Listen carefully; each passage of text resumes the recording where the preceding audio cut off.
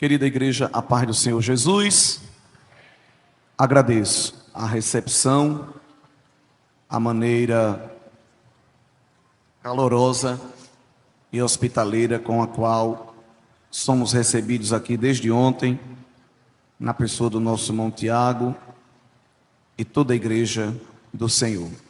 Vamos voltar a meditar no caminho de Cristo para a cruz. É muito bom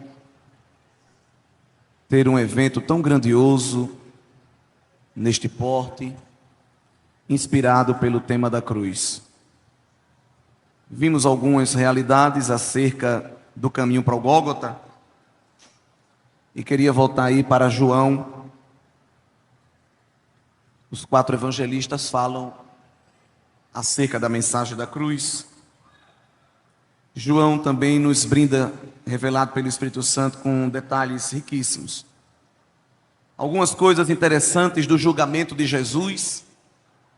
O julgamento dele feriu os princípios judiciais da época, quebrou até princípios da lei mosaica.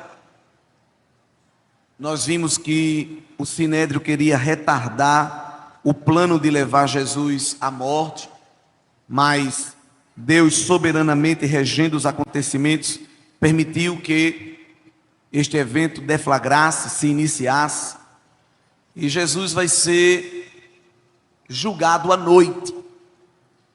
Pela lei, um julgamento não poderia entrar na noite, um julgamento cuja punição fosse de morte. Se anoitecesse, deveria haver um recesso e retomar no outro dia.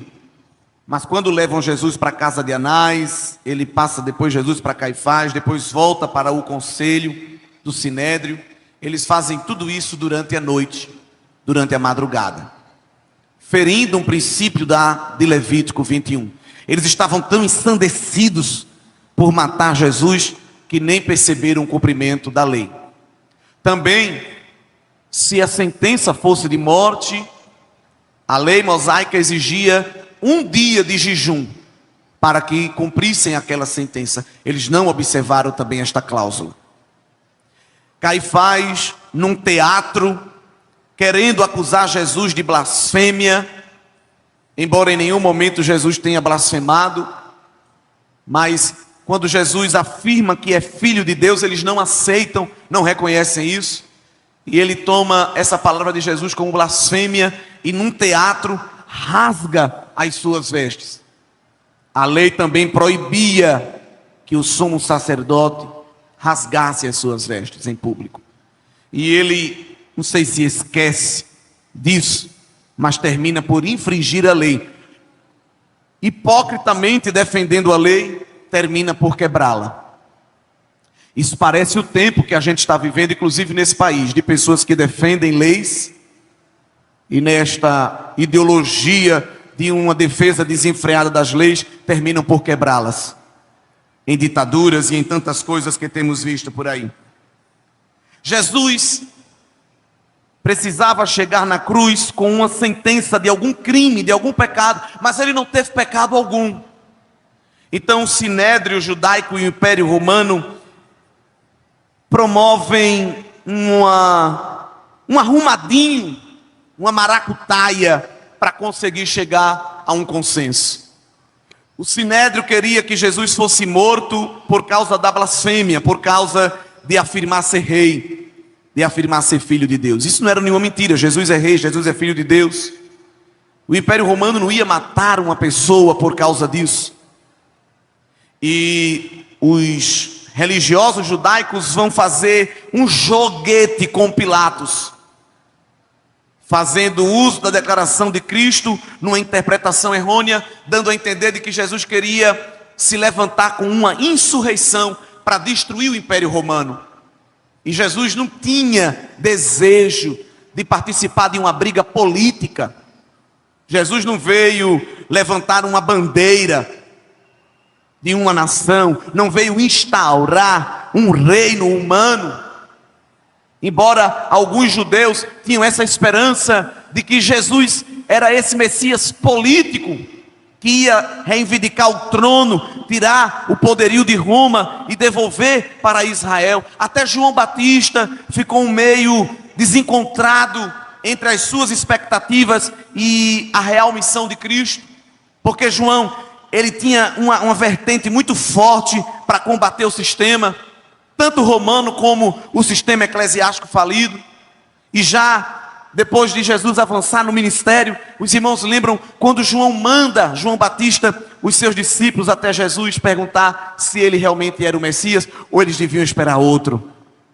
Ele estava esperando o quebra-quebra, Jesus chegar com cetro, sentar na cadeira, colocar a coroa na cabeça, esperando esta tomada de decisão para a implantação de um reino desta terra. E a resposta que Jesus manda para João, através dos seus discípulos, é: diga a João que eu já comecei a revolução. Diga a João que eu já comecei a transformação. Mas não é através de partido político. Diga a ele que os cegos veem, os surdos ouvem, os coxos andam, os leprosos são curados, os mortos são ressuscitados, e aos pobres é anunciado o evangelho do reino. A expectativa era humana, mas Jesus vinha com uma realidade espiritual, não uma realidade terrena, mas uma realidade evidentemente celestial, para ser implantada aqui na terra. Era o reino de Deus, era o reino dos céus. Quando Pilatos tenta identificar em Jesus um erro, ele não encontra, e devolve Jesus para a multidão e diz: olha, eu não encontrei neste homem nenhum problema, eu não encontrei neste homem nenhum crime, eu quero até soltá-lo. Mas a multidão dizia: não, crucifica-o, mata-o.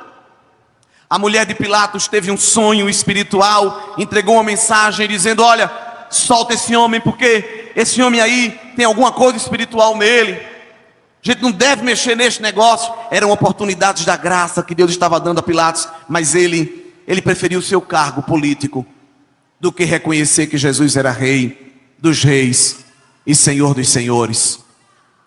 Há uma expressão que Pilatos sente muito forte quando ele pergunta a Jesus quem Jesus é. E é interessante que Jesus não nega que é filho de Deus. E Pilatos vinha de uma matriz politeísta, que cria em todo tipo de deuses. E ao ver Jesus afirmar algo espiritual, isso vem como uma flecha no coração dele e deixa ele com um misto de espanto, de medo, de admiração, perguntando a Jesus: verdadeiramente quem tu és? E Jesus não deu nenhuma carteirada, nenhuma crachadada. Jesus não vomitou nenhum título. Mudo, calado. Quantas vezes nós fazemos questão de nos apresentar, de nos afirmar. Existe uma frase que a gente gosta muito de falar: você sabe quem eu sou? Você sabe quem eu está falando? Você sabe de quem eu sou filho? Você sabe de quem eu sou vizinho? Você sabe com quem eu tirei uma selfie? Se eu fosse você, eu levantava dessa cadeira, porque você sabe quem é que deveria sentar nesta cadeira? Nós, gostamos de reivindicar espaços, títulos, honras, nomes. O rei do universo não perdeu tempo para se apresentar a Pilatos, cordeiro mudo, suportando as injúrias, suportando a ridicularização. Não apontou o dedo na face de ninguém para dizer quem ele era. Glória a Deus. A turba gritava que ele fosse crucificado, e Pilatos, com medo de perder o seu posto romano, entrega Jesus àquele grupo enfurecido. Interessante que dias antes este mesmo grupo cantou, clamando, proclamando: Hosana, seja bem-vindo, o rei que vem. Foi a mesma multidão que dias depois gritou: mata-o. Cuidado com o que a multidão fala. Uma hora ela aplaude, outra hora ela joga pedra. Não viva dos discursos das multidões, porque a voz do povo não é a voz de Deus. A voz do povo é a voz do povo, a voz de Deus é a voz de Deus. Se a multidão te aplaude, ou se a multidão te empurra, não te preocupa, procura no meio deste turbilhão de vozes, ouvir a voz poderosa, que quebra o cedro do Líbano, que desnuda a penha, que separa as labaredas de fogo, que aquieta as águas revoltosas, a voz doce e terna do Rei dos Reis, do nosso Deus. Você tem ouvido a voz de Deus? A voz de Deus inconfundível no meio de bilhões de vozes. Com certeza, aqueles gritos traziam para Jesus dores, mas não foram suficientes para tirá-lo da rota. Foi levado aos algozes romanos para sofrer o sacrilégio, sofrer o castigo que começou no seu corpo. Um dos maiores castigos. Aqueles homens estavam acostumados a baterem muitas pessoas. Para eles, Jesus era apenas mais um criminoso. Mas havia algo em Jesus que deixava eles desconcertados. Porque mesmo pessoas inocentes ou culpadas, quando sofriam aquele castigo, costumavam apelar para a sua inocência, falando a verdade ou a mentira.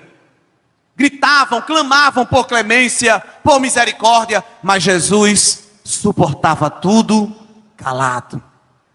O silêncio de Jesus desconcertava aqueles soldados.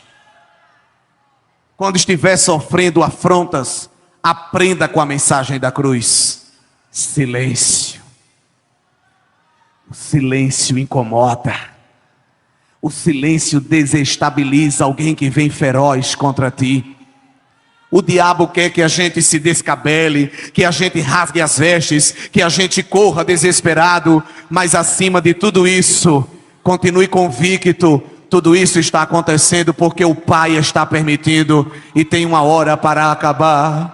Mas enquanto te afrontam, o Pai brada: suporta, eu te dou graça, eu refrigero a tua alma. Me apertam, me maltratam, me detestam, mas eu te amo com amor eterno. Eu te atraio com benignidade, mas apontam um dedo para mim, mas eu te estendo a minha mão. Mas me empurram, eu te tomo nos meus braços, mas não querem nem me ouvir falar. Eu escuto o teu sussurro, eu escuto o teu gemido. Deixa de olhar para a careta e percebe a minha face radiosa, brilhante. Deixa de olhar para os impropérios e seja sensível à minha voz. A minha voz te fortalece, a minha voz te restaura. Ah, porque fofocaram, ah, porque me agrediram verbalmente, ah, porque vieram com disse-me-disse.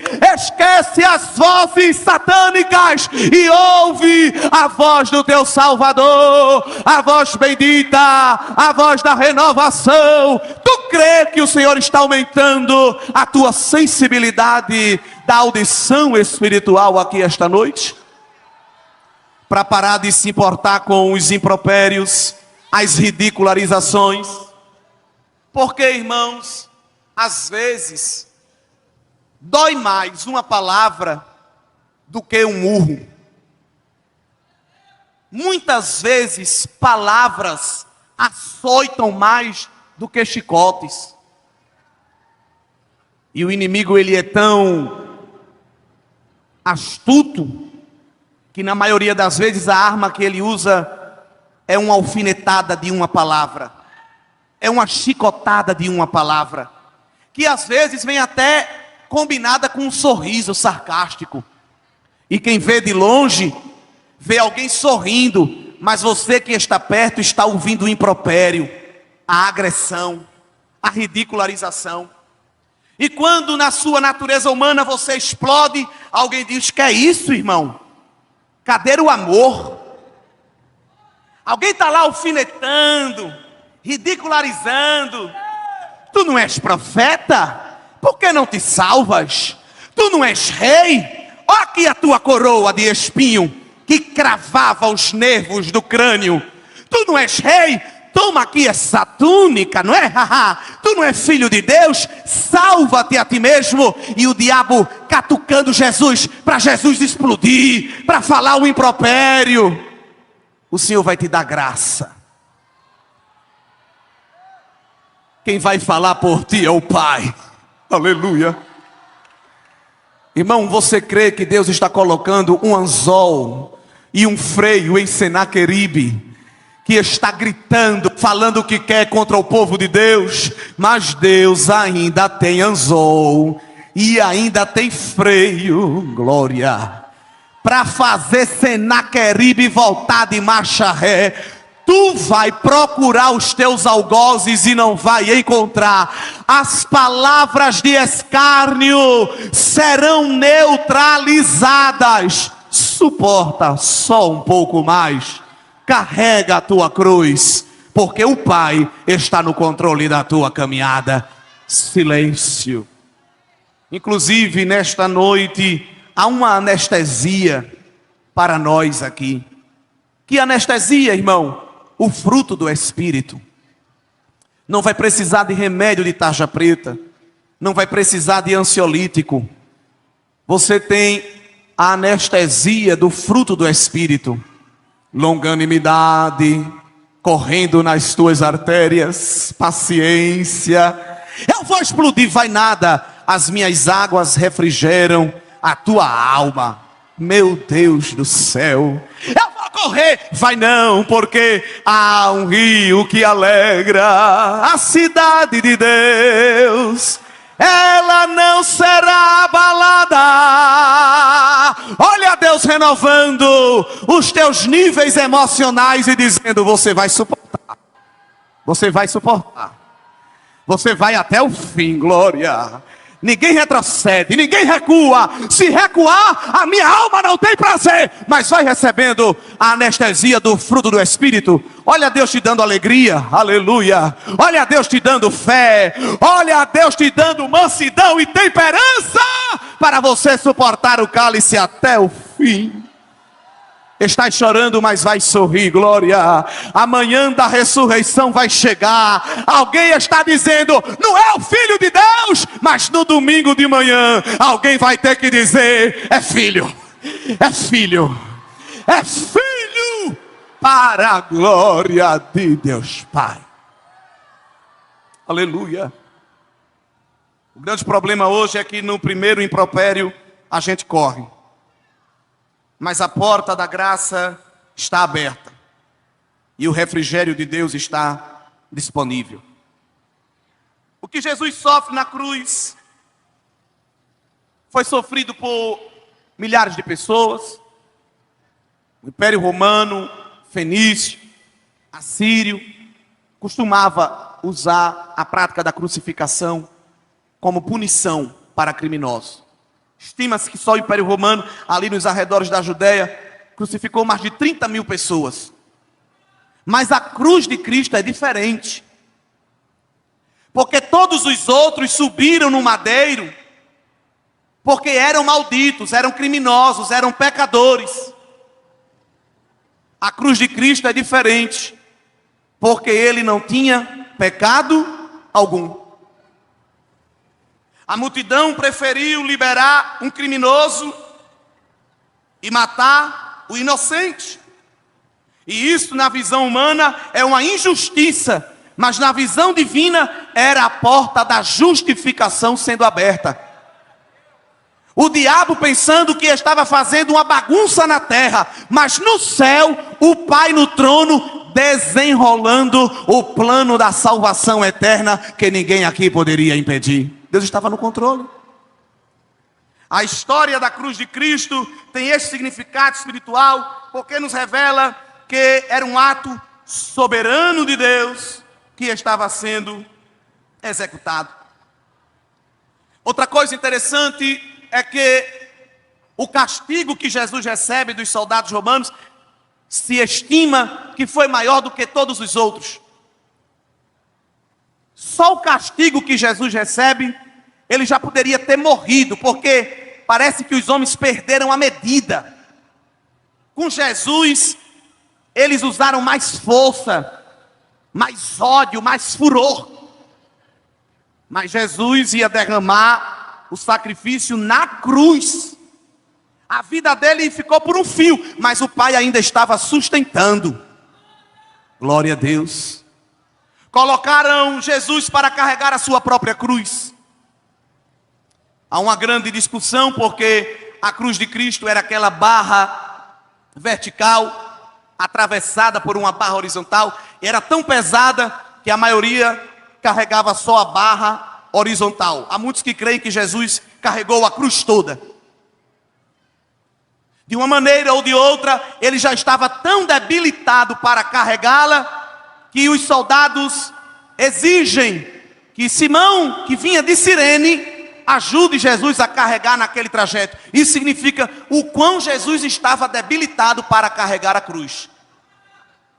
Porque eles avançaram, exageraram na medida do castigo. E quando prendem Jesus na cruz, vão lhe entregar algo para cumprir a profecia do Salmo 69. Lá no Salmo 69, que é um dos salmos messiânicos, é nos dito que Jesus ia receber um tipo de bebida. Verso 21, deram-me fel por mantimento, e na minha sede me deram a beber vinagre. Este fel, esta mirra, era uma espécie de anestésico, que era ofertado para que o crucificado suportasse um pouco mais ainda aquele castigo, a fim de não morrer antes dele começar. Mas quando Jesus sentiu o gosto do anestésico, os evangelistas nos dizem que ele se recusou a beber, para que depois o diabo não dissesse: assim foi fácil, subiu na cruz mas dopado, já acordou glorificado, até eu vou. Jesus disse: não, eu vou sentir a dor consciente, eu vou suportar o preço voluntariamente, por amor ao mundo, por amor àqueles que me odeiam, por amor àqueles que são os meus inimigos. E uma série de sofrimentos começam a pulsar no corpo de Jesus. Se vocês pesquisarem diversas obras, artigos científicos, de médicos, cristãos ou não, cirurgiões, anatomistas, biólogos, fisioterapeutas, que tentam explicar do ponto de vista da ciência o processo da crucificação que Jesus passou. A gente entende um pouco mais a dor que o mestre teve. Porque a gente canta, prega que ele estava na cruz, os espinhos, os cravos, e isso parece ser tão genérico. Mas Jesus sentia a dor da cabeça à planta do pé. Há um livro chamado A Vida de Cristo, e dentre tantas citações eu gosto dessa, faço questão de ler literalmente. A posição antinatural em que o crucificado ficava tornava todos os movimentos dolorosos. As veias laceradas e os tendões esmagados pulsavam com angústia incessante. As feridas inflamadas pela exposição gangrenavam, necrosavam gradualmente. As artérias, especialmente na cabeça e no estômago, ficavam inchadas e oprimidas pela concentração do sangue. E enquanto cada tipo de sofrimento gradualmente aumentava, eram acrescentadas a eles a intolerável dor aguda da sede intensa e abrasadora. E todas essas complicações físicas causavam excitação interior e ansiedade, que gerava uma espera pela morte como um alívio. O último líquido que Jesus bebeu foi na ceia. Dali até a morte, uma das coisas que mais lhe angustiou foi a sede. Esta sede gerava até um transtorno psicológico naqueles que estavam crucificados. Há um outro artigo de um médico que diz que à medida que os braços se cansavam, grandes ondas de cãibras se alastravam por todos os músculos, unindo-os numa dor profunda, inexorável, latejante. Com essas cãibras vem a incapacidade de empurrar o corpo para cima. Pendurado pelos seus braços, os músculos peitorais ficam paralisados e os músculos intercostais não podem agir. O ar pode até ser levado para os pulmões, mas não pode ser colocado para fora. Jesus luta para se erguer, a fim de conseguir até mesmo uma respiração curta qualquer. O oxigênio produzido nos pulmões e o fluxo de sangue aumenta as cãibras, e espasmodicamente ele consegue empurrar algum resto de ar para fora. Horas dessa dor ilimitada, ciclos de torcedura, cãibras nas articulações, sufocamento intermitente, dor ardente à medida que os tecidos das costelas laceradas é rasgado toda vez que se levanta para tentar respirar e se arranha na madeira da cruz áspera. Uma onda lenta de dor com a linfa que comprime o coração aumenta. A perda de fluido do tecido alcançou um nível crítico. O coração comprimido está lutando para bombear sangue pesado, grosso e moroso para os tecidos. Cada respiração é uma chicoteada no corpo. Os pulmões torturados estão se esforçando freneticamente para respirar com dificuldade pequenos tragos de ar. Os tecidos marcadamente desidratados enviam seus fluidos de estímulo para o cérebro. É dor do couro cabeludo até a planta do pé. Dor física, dor espiritual, dor emocional, dor e dor. Mas em meio a toda essa dor, Jesus ainda emite 7 declarações na cruz que demonstram a sua obediência, que demonstram a sua convicção e que demonstram a sua misericórdia para aqueles que estão perto dele. Ah, irmão, não estou conseguindo cultuar, esse calor me distrai. Ah, irmão, não consigo cultuar porque eu não estou bebendo água. Era bom que Jesus descesse ao Pai. Estou com muita sede. Deixa esse negócio de cruz para o outro lado. Ah, irmão, eu não consigo cultuar porque essa cadeira que me colocaram está muito longe do púlpito. Eu não fiquei perto do ventilador. Não vai dar para ir porque o sol é muito quente. Não vai dar para ir porque a rua é muito escura. Não vai dar para ir porque tem um gato preto ali na esquina. Era bom que Jesus tivesse desistido por qualquer coisa. Dor e dor. Mas ele não se ausentou do plano eterno, porque ia beber o cálice até o fim. Ah, irmão, eu não consigo cantar porque eu não trouxe playback. Ah, irmão, eu não consigo pregar porque não botaram água para mim. Ah, irmão, eu não consigo ir porque eu não consegui alisar o meu cabelo. Quão pobres nós somos. Quão fracos nós somos. Ah, eu não vou porque eu não achei aquela minha sapatilha que combina com a minha bolsa. Quão pobres, quão miseráveis nós somos. Que paramos a nossa caminhada espiritual por causa de um objeto. Não vou, não quero porque eu gosto de sentar na 3ª fileira e me botaram na 14ª. Carrega a tua cruz. Será que você tem coragem de dizer para a pessoa do seu lado? Porque dizem que culto pentecostal tem que ter isso, né? Será que você tem coragem de dizer para o seu irmão, para a sua irmã? Carrega a tua cruz. Carrega a tua cruz.